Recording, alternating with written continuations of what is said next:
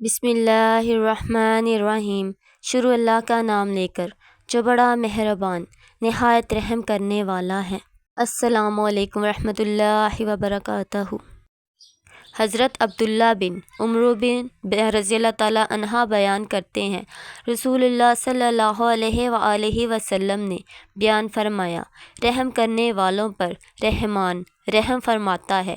زمین والوں پر تم رحم کرو، آسمان والا تم پر رحم فرمائے گا۔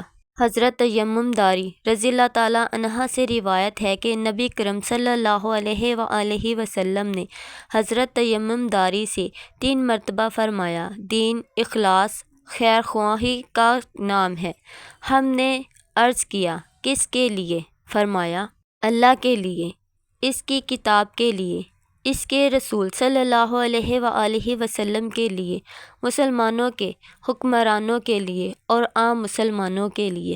حضرت ابو ہریرہ رضی اللہ تعالیٰ عنہ بیان کرتے ہیں، رسول اللہ صلی اللہ علیہ وآلہ وسلم نے فرمایا، اللہ کی قسم وہ مومن نہیں، اللہ کی قسم وہ مومن نہیں، اللہ کی قسم وہ مومن نہیں۔ عرض کیا گیا، اللہ کے رسول صلی اللہ علیہ وآلہ وسلم کون مومن نہیں؟ آپ صلی اللہ علیہ وآلہ وسلم نے فرمایا، جس کی شرارتوں سے اس کا پڑوسی محفوظ نہیں۔ حضرت انس رضی اللہ تعالیٰ عنہ بیان کرتے ہیں، رسول اللہ صلی اللہ علیہ وآلہ وسلم نے فرمایا، اس ذات کی قسم جس کے ہاتھ میں میری جان ہے، کوئی بندہ اس وقت تک مومن نہیں ہو سکتا جب تک وہ اپنے بھائی کے لیے وہی چیز پسند نہ کر لے جو وہ اپنے لیے پسند کرتا ہے۔